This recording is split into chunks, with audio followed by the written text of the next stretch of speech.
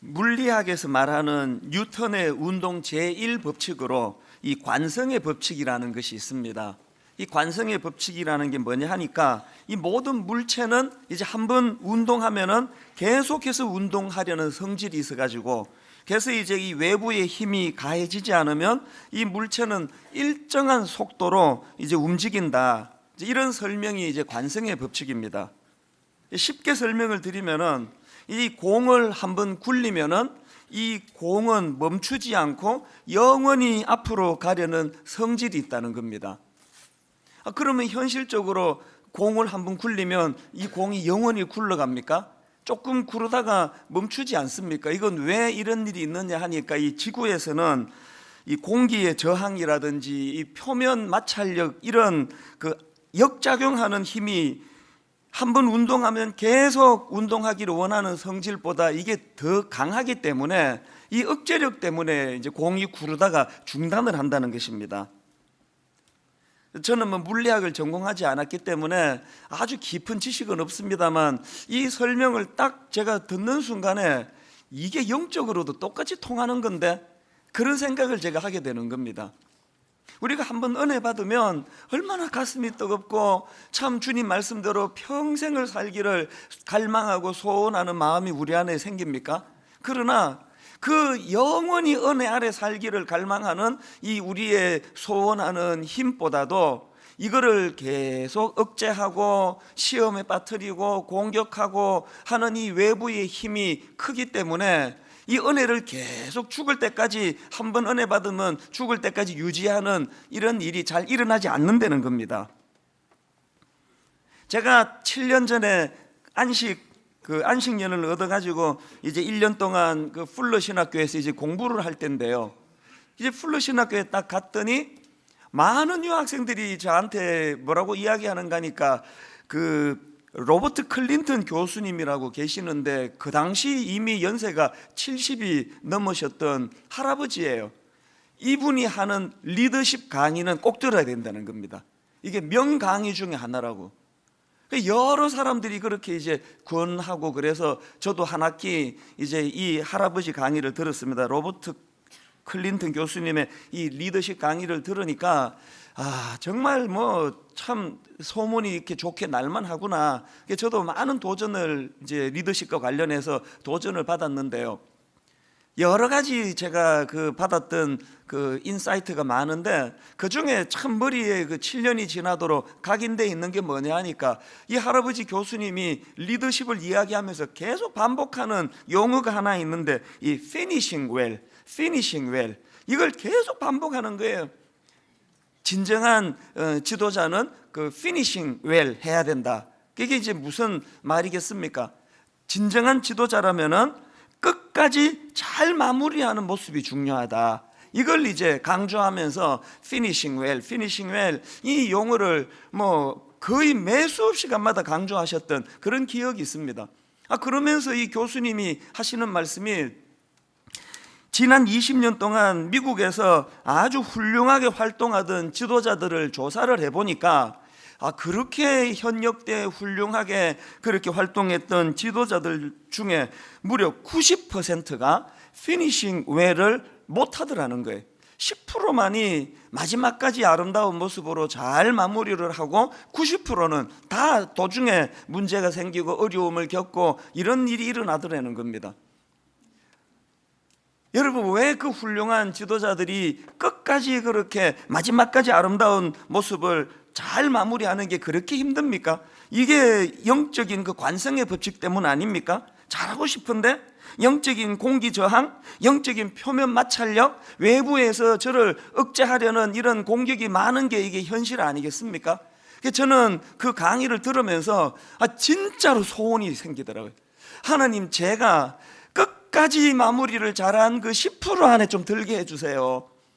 그러나 여러분, 제가 아무리 그 소원이 있지만 저도 자신할 수 없습니다. 왜 그러냐면 저는 그렇게 잘하고자 하는 욕구가 제 안에 있지만 이 마음을 억제하고 억누르는 외부의 힘이 더 강하기 때문에, 그래서 늘 하나님 불쌍히 여겨주시고 은혜 주셔서 끝까지 우리 성도들을 실망시키는 일 없이, 끝까지 성도들을 혼미하게 만드는 일 없이 그렇게 잘 마무리하다가 소리 없이 은퇴하기를 원합니다. 이건 매일의 저의 이 기도 제목이고 소원이 돼 있는 거예요. 왜 이런 소원을 가져야 되는지 아시죠? 한번 결심한다고 되는 게 아니기 때문입니다. 이런 맥락에서 저는 최근에 지난 연말입니다, 우리 교회 전체 교역자들을 모아놓고 비상을 선언했습니다. 분당 우리 교회가 지금 창립 14주년이 되는 이 시점인데, 14년의 세월이 지나면은 이제 공이 잘 굴러가다가 이제 저항에 의해 가지고 이제 그냥 더 이상 굴러가지 않는 공이 될 위험이 있지 않습니까? 그래서 이제 덩치는 커졌고 이름은 알려졌고, 그저 분당 우리 교회가 현상 유지하기에 급급한 교회가 될 위험이 있기 때문에 담임 목사인 저부터 모든 교역자들이 우리가 각성해야 된다, 제가 아주 강하게 그런 부탁을 했습니다. 여러분 혹시 이런 이야기 들어보셨습니까? 내가 중고 자전거를 한 대 샀더니 세월이 가면서 점점 이 자전거가 새 자전거가 돼가지고 한 3년 지났더니 완전히 새 거가 됐다, 그런 얘기 들어보셨습니까? 세상의 법칙은 그런 법칙이란 없습니다. 새 자전거를 사도 시간 좀 지나면 녹슬고 낡아지고 닳고, 그게 이 세상에 후패하는 세상의 법칙 아닙니까? 여러분, 이 지상교회는 이 세상의 법칙 아래 존재하는 교회 아닙니까? 우리가 세상 사람 아닙니까? 성가대가, 당회가, 또 우리 순장님들이 시간이 지날수록 점점 더 좋아져 가지고 완벽한 공동체가 되는 이런 자연의 법칙에는 없습니다. 시간 지나면 변질이 되고 초심을 잃어버리고, 그러기 때문에 교회적으로나 가정적으로나 개인적으로나 우리 모두가 다 참 이 연약한 우리 인생의 이 법칙이 굴레를 벗어날 수 없기 때문에 하나님 우리 개인의 삶의 가정에, 또 분당 우리 교회에 이 영적인 관성의 법칙, 외부의 그 공기 저항이나 표면 마찰력으로 한참 잘 굴러가다가 조금 구르다가 그냥 멈춰버리는 그 초라한 공 같은 이런 교회가 되지 않기를 원합니다. 현상 유지하기에 급급한 그런 교회가 되지 않기 원합니다. 여기 결혼 생활 하신 지 한 10년 이상 되신 분은 다 각성해야 돼요. 한 20년 되는 분들은 금식 기도하며 각성해야 됩니다. 여러분, 그렇게 부부가 그 덤덤하게 살자고 결혼을 했습니까? 하나님이 그 정도 그렇게 덤덤히 살라고 자식도 주시고 그 가정을 주셨겠냐고요. 모두가 다 지금 다 각성해야 되는 건 가정이에요.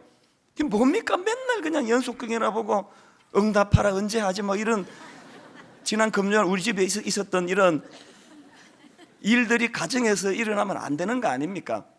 그래서 가정적으로나 교회적으로나 또 우리 개인이 하나님 앞에 영적인 각성이 일어나 가지고, 하나님 이제 외부의 저항이나 마찰 이런 것 때문에 이제 구르다가 멈추는 공 같은 인생, 그런 또 가정, 그런 교회가 되지 않기를 원합니다. 이런 결단이 있는 새해가 되기를 바랍니다. 저는 오늘 본문 말씀도 그런 맥락으로 찾아보기를 원하는데요, 본문은 워낙 유명해서 배경 설명할 필요가 없습니다. 베드로가 물 위를 걷다가 이제 실패하는 내용을 본문에서 다루는데, 교회 안 다니는 분들도 이런 본문은 다 아시더라고요. 그러니까 저는 지난 연말부터 오늘 이 본문 말씀을 계속 읽으면서 이 묵상을 해왔는데요, 제가 이 본문 말씀을 쭉 묵상을 하다가 보니까 이 본문에서 발견되는 세 장면, 이 세 포인트가 있더라는 거예요. 그러니까 이걸 우리가 좀 살펴보기를 원하는데요, 제일 먼저 우리가 흥미롭게 봐야 되는 첫 번째 포인트가 뭐냐? 베드로의 도전 정신입니다. 27절에 예수님께서 이제 밤 사경에 풍랑이는 그래서 고통하는 제자들 현장에 찾아오셔서 27절에서 이렇게 말씀하십니다. 예수께서 즉시 이르시되 안심하라, 나니 두려워하지 말라. 우리말로는 여기 지금 안심하라 이렇게 번역이 되어 있지만요, 사실 썩 잘된 번역은 아닙니다. 원어로 보면은 용기를 가져라, 이런 뜻으로 단어가 지금 쓰여져 있습니다. 이제 풍랑 앞에 고통하던 그 제자들 예수님이 나타나셨다니까 또 유령이라고 오해해가지고 벌벌벌 떨고 있는 그 제자들에게 주님이 용기를 가져라, 나니 두려워하지 마라, 그런 말씀을 주시니까 베드로가 그 말씀을 바로 받아가지고 연이어 28절에서 이렇게 이야기합니다. 베드로가 대답하여 이르되 주여 만일 주님이시거든 나를 명하사 물 위로 오라 하소서 하니, 이 놀라운 도전 정신 아닙니까? 저는 지난 한 해를 되돌아보면서 분당 우리 교회가 이런 도전 정신이 개척 초기에는 분명히 있었거든요. 뭐 건물이 없어도, 뭐 학교에서 나가야 되는 이런 상황이 온다 하더라도, 뭐 어떤 상황에서도 우리는 거기에 놀라지 않고 흔들리지 않고 도전 정신을 가지고 그렇게 달려갈 것이다. 근데 어느 순간에 보니까 이제 이 교회가 이제 도전할 거리가 없어졌어요. 그게 위기더라는 겁니다. 오늘 여러분이 교회적으로도 우리 크리스찬 개인적으로도 얼마나 그 거대한 도전의 물결 앞에 우리가 서 있습니까? 언제까지 이렇게 밀리고 또 밀릴 건가요? 한번 도전해 봐야 되는 거 아닙니까? 몇 차례 말씀을 드렸지만 우리는 자꾸 그 다윗이 골리앗을 이긴 것만 가지고 물맷돌을 가지고 이겼다고, 그게 기적이라고 그렇게 이야기하지만, 여러분 우리가 다윗에게 본받아야 되는 진짜 기적은요, 그 아무것도 없는 어린애가 그 돌 몇 개 들고 그 거인 골리앗에게 덤빈 거, 이게 가장 중요한 거 아닙니까? 오늘 여러분 한국의 모든 어른들은 우리 어린아이들, 젊은이들, 청소년들에게 무릎 꿇고 필요해야 합니다. 우리 정말 우리가 애들에게 못하는 나라 아닙니까? 온 이 어린 애들의 그 꿈을 다 그냥 빼앗아 버리고, 도전 정신을 다 빼앗아 버리고 공부만 해라, 수학, 영어. 그 길 가다가 중고등학생들을 보면은 내 누구라도 붙들고 내가 진짜 미안하다, 우리 어른들을 용서해다오 빌고 싶어요. 누가 저 아이들 눈에 초점을 저렇게 하나도 없이 만들고 저렇게 그냥 암송하고 외우는 기계로 만들어 놔가지고, 저희 집에서 이 성경 암송을 이제 같이 외우자 그랬는데 깜짝 놀랐습니다. 막 얼마나 잘 외우는지 2분 만에 다 외우더라고요. 막 외우는 건 막 도사예요. 막 뭐든지 갖고 오래 다 외우겠다고. 막 후딱후딱 다 외워요. 뭐 또 뭐 없습니까? 그래서 1시간만 지나서 외워보라니까 또 금방 까먹는 걸 뭐. 의미를 생각하고 의미를 묵상하고 이 말씀이 주는 메시지가 뭐 이게 어떤 깊이가 있고 관심 별로 없어요. 외워 해치우는 거, 여기에 지금 익숙한 아이들 교육 아닙니까? 도전이 없는 인생.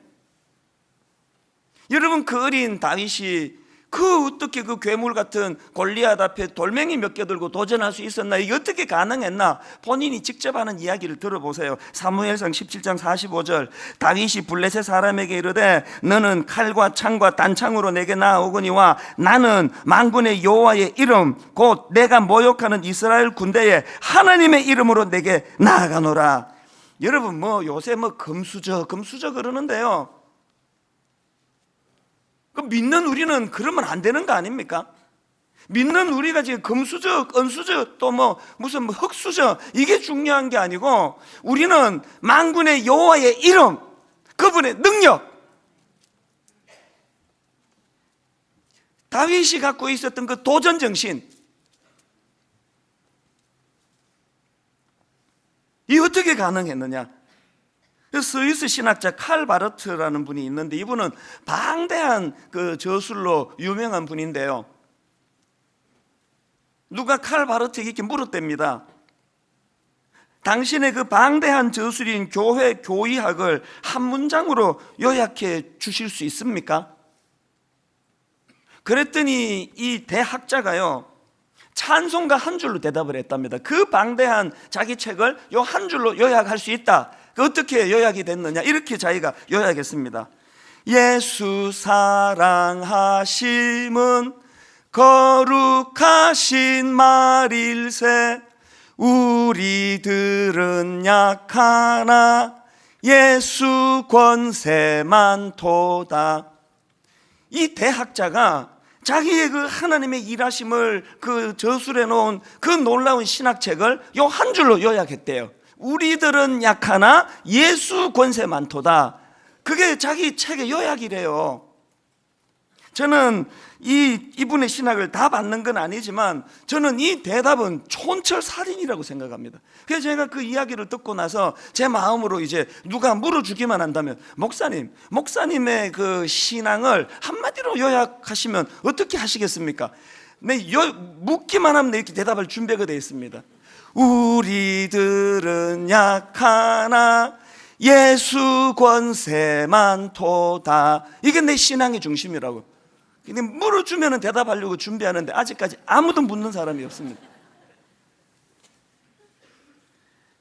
나폴레옹이 이런 말을 했다고 하는 글을 제가 본 적이 있는데요.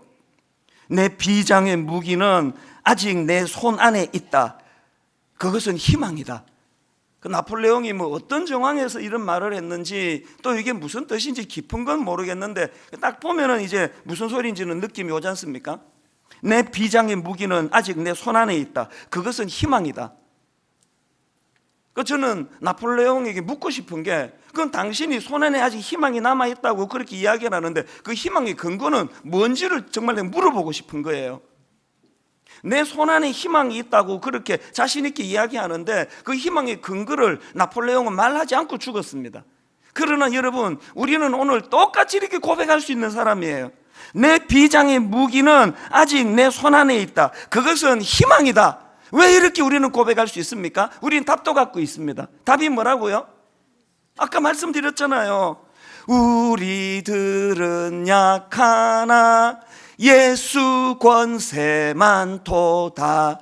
이 가사 때문에 아직도 내는 아무것도 없는데도 불구하고 내 손 안에는 희망이 있다. 전 그렇게 대답할 수 있다는 거예요.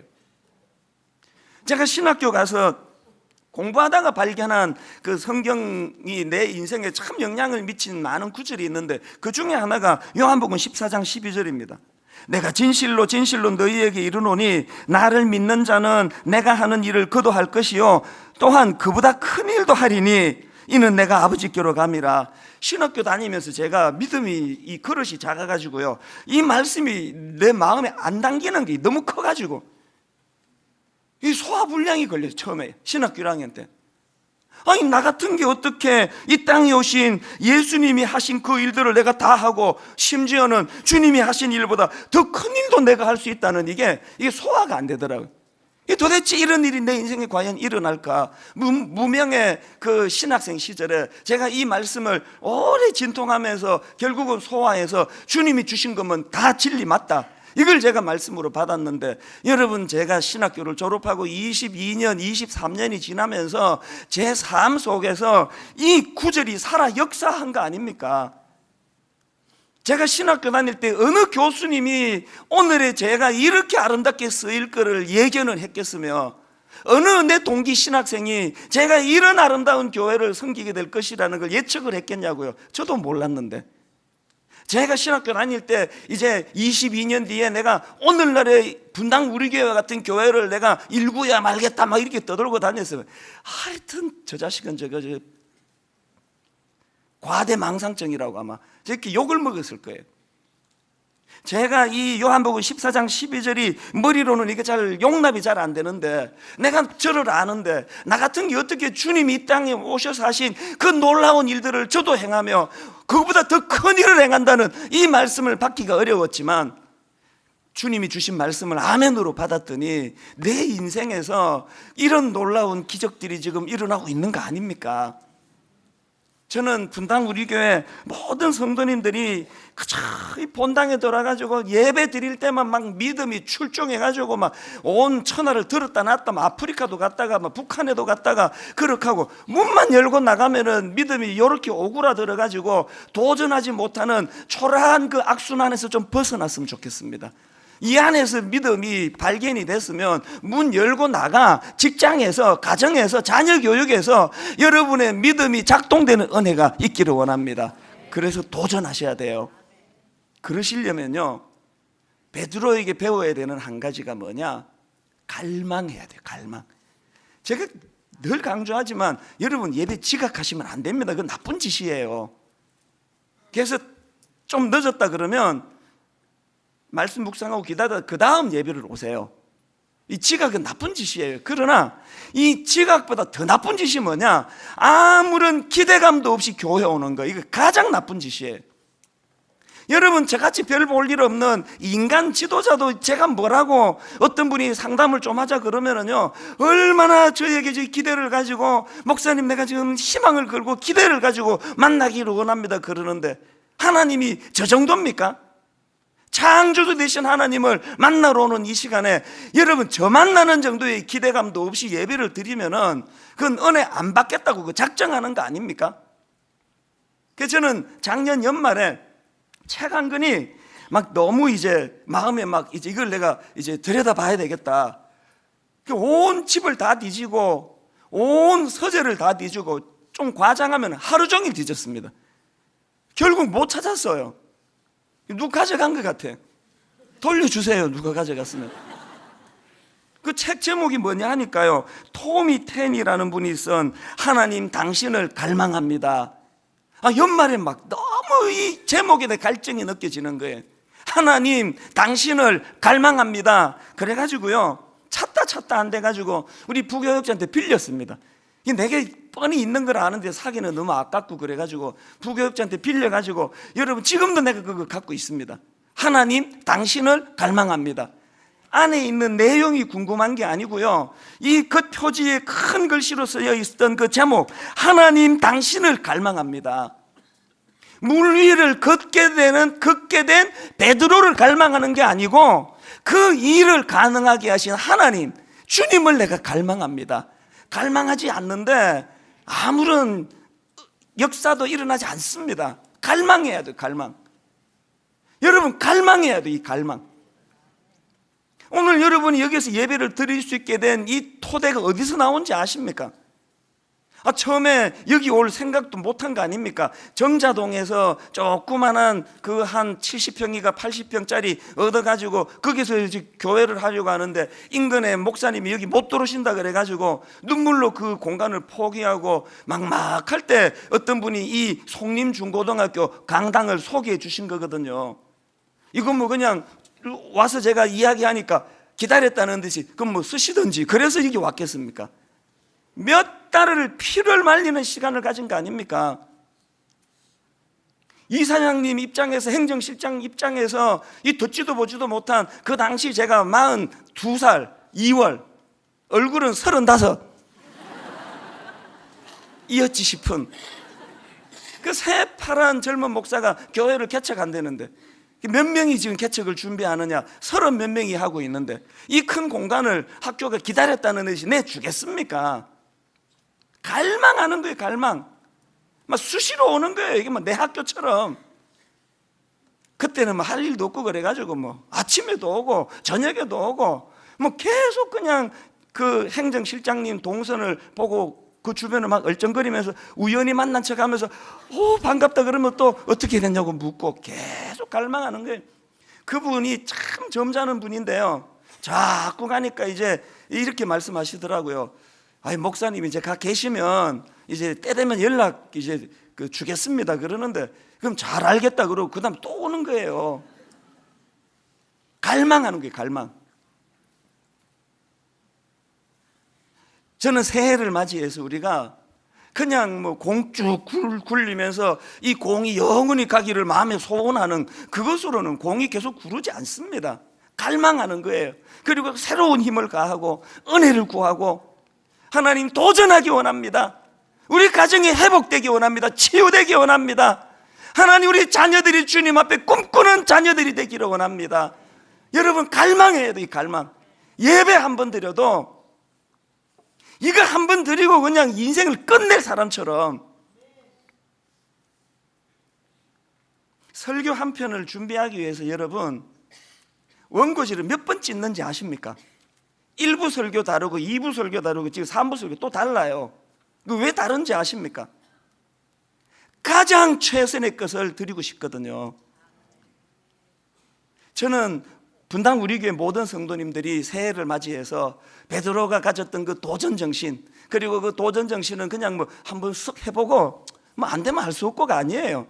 여기에 내 모든 걸 걸고 주님의 이름의 능력, 금수저 부러워하지 마세요. 여기 뭐 금수저가 몇 명이나 됩니까? 그런가 하면은 두 번째로 본문에서 발견되는 두 번째 포인트가 뭐냐? 이 도중에 실패하는 베드로의 모습이에요. 그렇게 놀라운 도전 정신을 가지고 물 위로 뛰어들었던 베드로인데 실패했습니다. 30절, 바람을 보고 무서워 빠져가는지라 소리 질러 이르되 주여 나를 구원하소서 하니, 아니 그렇게 믿음을 가지고 물 위로 그렇게 뛰어들었던 베드로인데 한 절이 가기 전에 그렇게 빠져버리느냐고요. 이거 어떻게 된 일이냐? 저는 이걸요, 이 영향력이라는 이 코드로 제가 분석하기를 원하는데, 이거 영향력의 문제예요. 이게 무슨 말씀인가 하면은, 지금 여러분 베드로가 물 위로 뛰어드는 도전을 하게 된 것은 27절에서의 주님 말씀의 영향을 받은 거예요. 예수께서 즉시 이르시되 안심하라, 용기를 가져라, 나니 두려워하지 말라. 이 말씀의 영향력이 베드로에게 풍랑이 넘실거리는 저 물결보다 더 컸기 때문에 뛰어든 거예요. 주님의 말씀의 영향력이 베드로에게 넘실거리는 풍랑보다 작았으면 안 뛰어듭니다. 여러분이 안 하는 것처럼, 제가 그렇게 안 하는 것처럼. 베드로는 27절에서 풍랑보다 주님의 말씀의 영향력이 더 컸습니다. 용기를 가져라, 그게 뛰어들었습니다. 뛰어들고 봤더니 현실의 풍랑이 너무 큰 거예요. 그 영향 아래 주님의 말씀이 묻혀버린 거예요. 그래서 실패한 겁니다. 왜 우리의 믿음이 지금 자꾸 이렇게 그 퇴보를 하고 있는가? 바로 이거 아닙니까?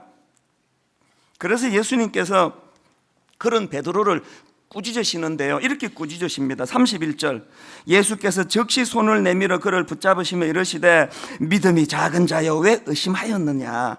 여러분 여기 나오는 의심은요, 헬라어로 보면은 이게 합성어예요. 그 디스타조라는 합성어 단어인데요, 이 디스타조는 두 개 이런 뜻을 가지고 있는 디스, 그리고 입장, 자세 이런 뜻을 가지고 있는 스타조. 이 합성어가 예수님이 말씀하시는 의심. 왜 의심하느냐? 그러니까 여기 나오는 이 디스타조라는 이 단어는요, 어느 한쪽을 선택하지 못하고 양쪽 모두에 어정쩡하게 걸쳐 있는 상태, 이걸 예수님이 지금 의심이라는 표현으로 사용하고 있는 거예요. 우리 이야기 아닙니까? 오늘 여기 오신 거 보니까 여러분 주님에게 다리 하나 걸쳐놓은 거 확실해요. 여기 오셨잖아요. 또 이제 월요일부터 엿새를 세상에 살아가면은 또 아이고 세상을 사는데 뭐 다 그렇게 사는데 어떻게 또 세상에 다리 하나 걸치고 이렇게 살아가는 이게 디스타죠. 이게 의심이에요. 이런 상태로 하나님의 말씀은 일주일에 30분밖에 못 듣고 나머지 엿새 내내 이 세상의 물결, 세상의 영향을 받으니까 점점 믿음이 멀어질 수밖에는요. 그렇기 때문에 여러분, 왜 저희 교회가 이제 신년에는 또 뭐 성경을 또 암송한다고 이걸 또 외워야 되고 막 예배 시간에 막 금사하고, 안 그래도 민망한데 이제 요 근처 성가대 분들은 지금 고민이 많습니다. 이게 다 화면으로 나가는데 이게 눈을 감고 해야 되나 뜨고 해야 되나. 왜 자꾸 교회가 여러분 이렇게 귀찮게 하는 겁니까? 왜 여러분 왜 홈페이지에 들어와 가지고 그 들리는 성경을 다 제공해 주니까 여러분 좀 성경 통도 가지고 이렇게까지 자꾸 제가 여러분을 귀찮게 하는 겁니까? 말씀을 가까이 하지 않으면 말씀의 영향으로부터 멀어지기 때문에 그렇습니다. 말씀을 가까이 해야 돼요. 그 다시 일어남, 이런 제목의 책이 있는데요, 이 책은 저자가 미국에서 이민 목회하는 목사님이에요. 이 최병락 목사님이라고요. 그 책에 이제 어떤 에피소드가 있느냐 하니까, 이제 한 번은 이 목사님 교회에 청소년 부흥 집회를 가졌답니다.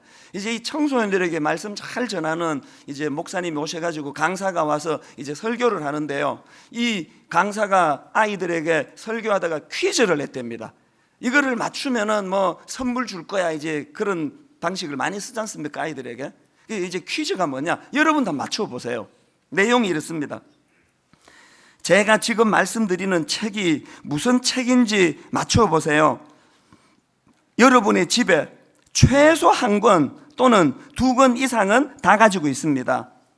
아마 미국 사람들이 제일 많이 가지고 있는 책일 겁니다. 그럼에도 불구하고 제일 안 읽는 책입니다. 무슨 책일까요? 그랬더니 그 아이들이 방금 여러분처럼 합창을 한 거죠. 성경이요. 그랬더니 그 강사가 하는 말이 땡 틀렸다는 거예요. 정답은 성경이 아니래요. 정답이 뭐냐? 자동차 매뉴얼 북이래요. 미국 사람들은 성인 숫자만큼 자동차를 가지고 있지 않습니까? 집집마다 매뉴얼, 자동차 매뉴얼 북이 두세 권 다 있는데 미국 사람들이 그 매뉴얼 북을 안 본대요.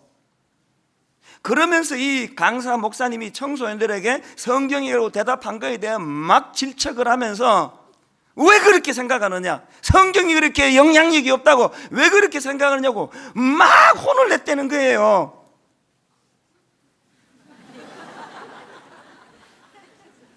방금 성경 이러신 분들, 그 지금 현실이 어떻습니까? 성경은 뭐 엄청 많이 갖고 있는데 안 읽고 영향 안 받고 이게 그냥 하나의 정설처럼 돼 있는 이게 오늘 우리가 물에 빠지는 베드로와 같은 참 가슴 아픈 모습을 보이는 결과 아니냐? 여러분 히브리서 4장 12절에 보면은 하나님의 말씀은 살아있고 활력이 있어 좌우에 날선 어떤 검보다도 예리하여 혼과 영과 및 관절과 골수를 찔러 쪼개기까지 하며 또 마음의 생각과 뜻을 판단하나니, 이 말씀의 능력을 한 번이라도 맛보신 분 계십니까? 무엇보다도 이 하나님 말씀은 살아있다는 거예요. 죽은 역사책이 아닙니다.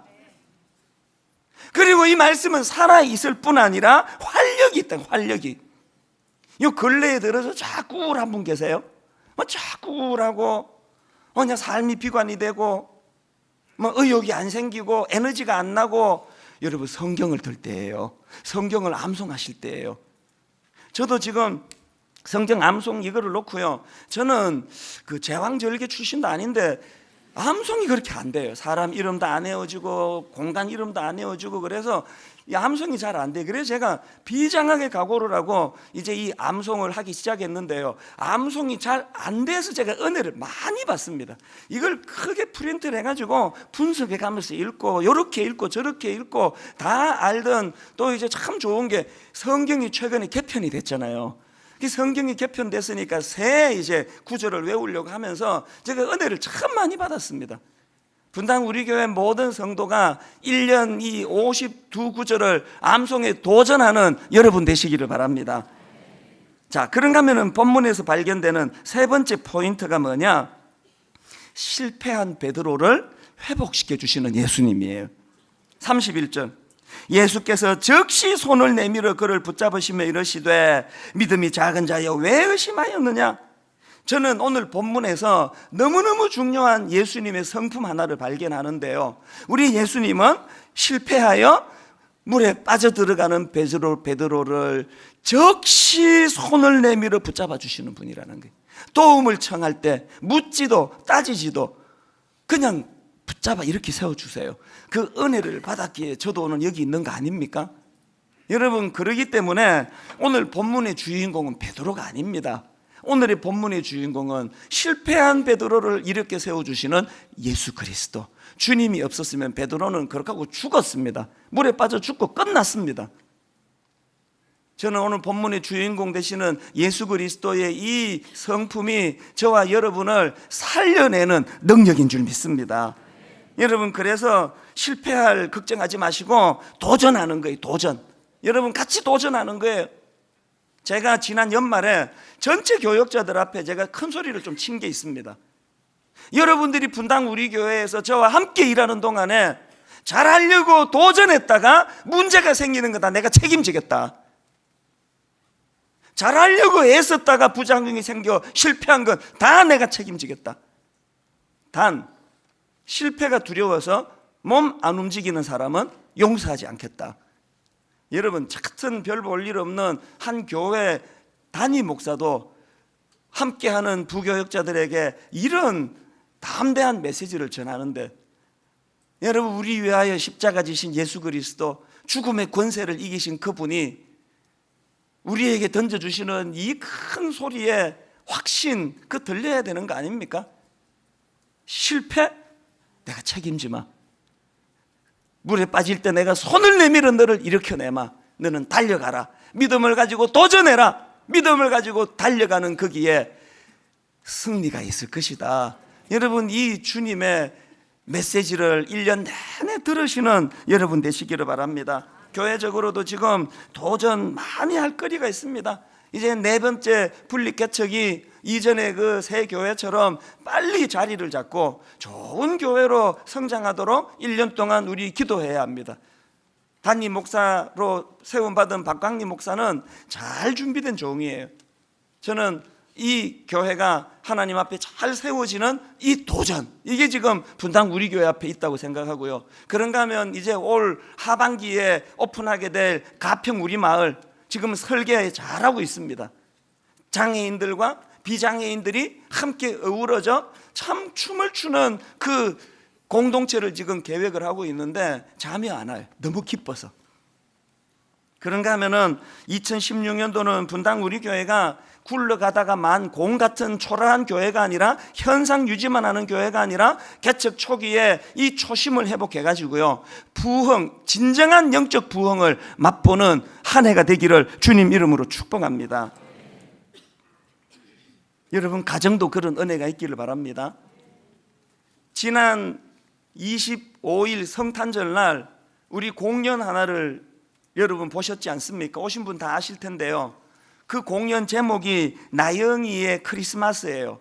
이 나영이라는 이 자매는 우리 교회 그 학생 이름입니다. 교회 안 다니던 학생이에요. 이 나영이가 4년 전 뇌종양 선고를 받고 1년 6개월 항암 치료하고 이 터널을 지나는 동안에 분당 우리 교회를 만나고 하나님을 만난 거예요. 그래서 그 치료를 잘 마치고 병이 나았습니다. 그래서 이제 병 얻었다가 병 나은 이 정도가 아니고요, 이 자매가 그 투병하는 과정에서 하나님 은혜를 경험하고 그가 꿈을 꾸기 시작한 거예요. 그래서 새로운 생명을 가지고 나는 꿈꾸는 하나님의 사람이 될 것이다. 그 스토리를 이제 뮤지컬로 이제 묶어서 이 자리에서 이제 공연을 했는데, 여러분, 딱 공연 끝나고 일주일 뒤에요, 인도네시아에서 선교 사역하시는 선교사님이 제게 메일을 보내왔는데요, 제가 얼마나 감사했는지 몰라요. 친한 친구 목사님이 전라도 광주에서 목회를 하시는데 그 목사님의 7살 난 딸이 뇌종양 판정을 받았다는 거예요. 얼마나 가슴 아픈 일입니까? 그래가지고 여기 인근의 분당 무슨 병원, 종합병원에 지금 입원해 있는데, 이제 가까우니까 12월 25일 날 분당 우리 교회에 성탄 예배 드리러 왔다가 그 나영이의 크리스마스라는 그 공연을 보고 온 가족이 펑펑 울었다는 거예요. 그리고 하나님이 그 공연을 통하여 말로 다 할 수 없는 은혜를 주시고 소망을 주셔가지고 그 기쁨을 인도네시아에 있는 이 친구 선교사님에게 그렇게 이야기를 하니까 그 선교사님이 제게 메일을 보내온 거예요. 목사님, 이 7살 된 이 아이를 위해서 기도해 주시기 바랍니다. 제가 그 이메일을 받고요, 나영이라는 이 아이가 큰 병을 만났다가 큰 병을 고치는 무의미한 결과론이 아니고, 하나님은 이 과정을 통하여 이 아이에게 꿈을 심어주니까, 인생의 도전을 주니까 나영이라는 애가 살아있는 그 자체가 도전이에요. 그 아이 모습을 보고 용기를 얻고 희망을 얻고 결론을 맺으려고 합니다. 최근에 어떤 사업하시는 장로님이 부부가 저를 찾아왔습니다. 부탁하러 왔대요. 목사님, 외식 전문 사업을 하고 계시는데 이분이요, 지금 자기 회사의 직원들과 함께 재능 기부를 하고 있다는 거예요. 그래서 이제 가게가 잘 안 되고 어려운 이런 가게를 5개를 선정을 해가지고 직원들이 가서 재능 기부해가지고 가게 살리는 프로젝트를 하고 있는데, 목사님 좀 추천해 주세요. 제가 이 장로님 부부에게 도전을 받는 게 뭐냐면요, 이 부부는 지금도요, 차상위 계층이라고 정부 국가에서 지금 보조를 받지 못하는 그 중간에 그 차상위 계층이 있습니다. 이 가정을요, 한 가정이, 이 장로님 한 가정이 무려 그런 가정 150가정 1억 5천만 원씩을 지금 매년 기부를 하고 있습니다. 그리고 그것만이 아니에요. 매년 2억 더 되는 돈을 가지고 이제 이 한 개인이 이 선교 센터를 만들고 선교 사역을 하고, 이것 말고도 어마어마한 일을 하고 계세요. 저는 이 장로님이 무슨 사업을 하는지 뭐 어느 정도 규모인지 몰라요. 관심도 없습니다.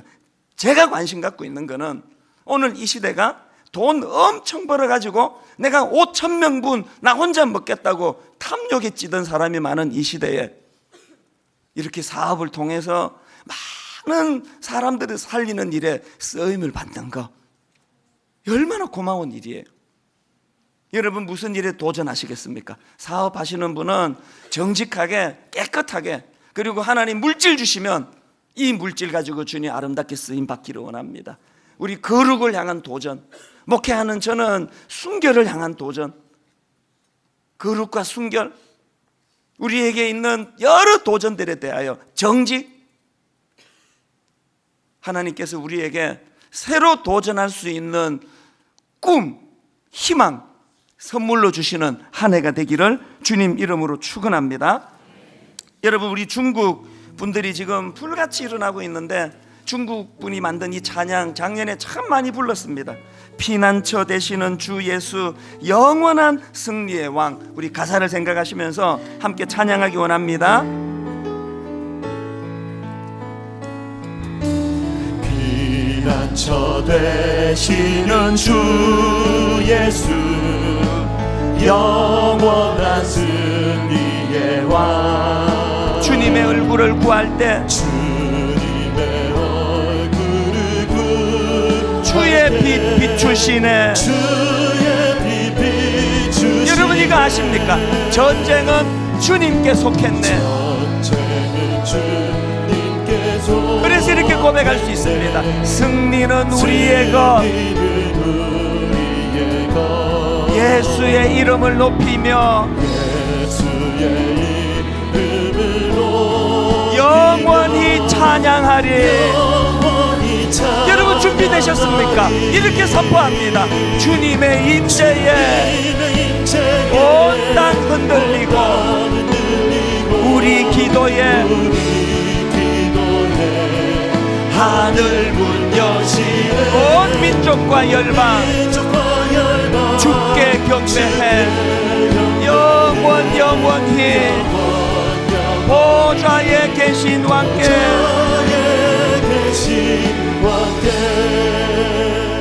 여러분 다시 한번 이 찬양 부르기 전에 다시 부탁드립니다.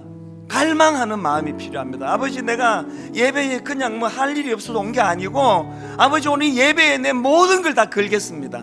아버지 예배를 통하여 은혜 주시기 원합니다. 다시 도전하기 원합니다. 포기는 없습니다. 영육간의 거룩을 주시고 영육간의 순결을 회복시켜 주시고 영육간의 주님의 택한 자녀다운 아름다운 삶을 살아내되 주님이 주인공 되는 인생 되기를 원합니다. 여러분 마음의 소원을 가지고 다시 한번 이렇게 노래합니다. 전쟁은 주님께 속했네. 전쟁은 주님께 속했네. 더 힘있게 선포합니다. 승리는 우리의 것. 이게 어떻게 가능합니까? 예수의 이름을 높이며 영원히 찬양하리. 주님의 임재에 온 땅 흔들리고 우리 기도에 하늘 문 여시네. 온 민족과 열방 주께 경배해. 영원히 보좌에 계신 왕께. 무슨 일로 두려우십니까? 피난처 되신 주 예수 영원한 승리의 왕. 주님의 얼굴을 구할 때 주의 빛 비추시네. 아멘. 주님의 임재에 온 땅 흔들리고 우리 기도에 하늘 문 여시네. 온 민족과 걸바 주께 경배해 영원히 보좌에 계신 왕께 어둠의 밝은 빛을 비춰주시고 너의 작은 신음에도 응답하시네. 너는 어느 곳에 있든지 주를 향하고 주만 바라볼지라. 하나님 사랑의 눈으로 너를 어느 때나 바라보시고 우리가 기도할 때마다 하나님 인자한 귀로서 언제나 너에게 기울이시니 우리가 낙심하고 좌절할 때 어두움의 밝은 빛을 비춰주시고 너의 작은 신음에도 응답하시니 너는 어느 곳에 있든지 주를 향하고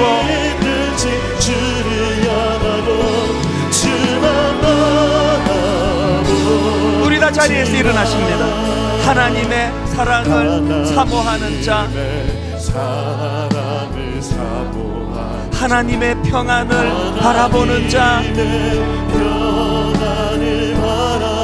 너의 모든 것 창조하신 우리 주님이 여러분 이거 다 아시지 않습니까? 너를 얼마나 사랑하시는지 하나님께 찬양과 경배하는 자, 하나님의 선하심을 닮아가는 자, 너의 모든 것 창조하신 우리 주님이 여러분 이 사실을 힘있게 선포합니다. 너를 자녀 삼으셨네. 내 아버지 되시는 하나님, 하나님 사랑의 눈으로 너를 어느 때나 바라보시고 하나님 인자한 귀로서 언제나 너에게 기울이시니 우리가 죄 가운데 빠질 때 어두움의 밝은 빛을 비춰주시고 너가 고통할 때 너의 작은 시련에도 응답하시니 너는 어느 곳에 있든지 주를 향하고 주만 바라볼지라. 주만 바라볼지라.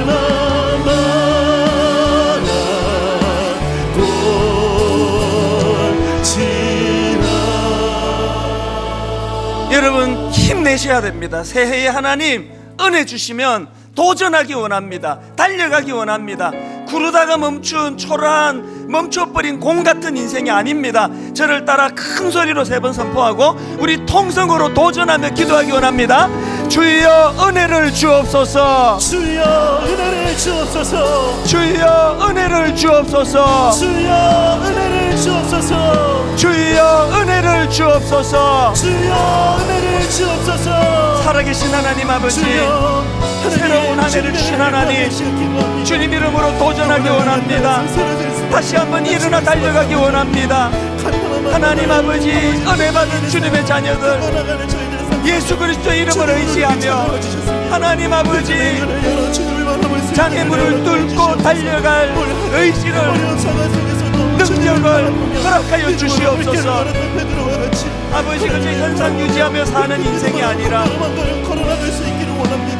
오병이어의 현장의 주님과 더불어 그 수많은 배고픈 군중들을 섬겼던 제자들처럼 주님 같이 섬기며 5,000명분을 먹이는 인생이 되기를 원합니다. 하나님 아버지, 은혜로 인도하여 주시옵소서. 아버지 은혜 주시기를 원합니다. 하나님 아버지 은혜 주시기를 원합니다. 하나님의 크신 능력이, 하나님의 크신 능력이 오늘도 주님을 의지하고 신뢰하는 자들에게 부어지는 줄 믿사오니 베드로가 경험한 아버지 현실을 뛰어넘는 물리를 걷는 능력을 허락하여 주시옵소서. 아버지 어려운 중에서도 주님을 바라보며 기도할 수 있는 믿음과 은혜가 우리에게 주셔서 그렇게 기도하며 나아갈 때 우리의 기도에 응답하시고 역사하시는 주의 신실하심을 경험하는 은혜가 될 수 있도록 인도하여 주시옵소서. 역사하시는 주님을 기도합니다. 아버지 붙잡아 주시옵소서. 다윗이 블레셋 사람에게 이르되 너는 칼과 창과 단창으로 내게 나오거니와 나는 만군의 여호와의 이름 곧 내가 모욕하는 이스라엘 군대의 하나님의 이름으로 내게 나아가노라. 하나님, 오늘 이 어두운 시대를 뒤덮는 악한 세력에게 전쟁을 선포하며 주님의 거룩과 순결을 선포하며 주님, 아름다운 주님의 제자들, 주님의 자녀들이 발걸음을 옮기고 발걸음을 떼는 곳곳마다 주님의 아름다우심이 드러나는 이 역사를 허락하여 주시기를 원합니다. 다시 도전하기 원합니다. 현상 유지하며 사는 인생이 되지 않기를 원합니다. 더 도전하기를 원합니다. 주님, 더 갈망하기를 원합니다. 하나님의 자녀다운 아름다운 삶을 살아내는 올 한 해 되게 하여 주시옵소서.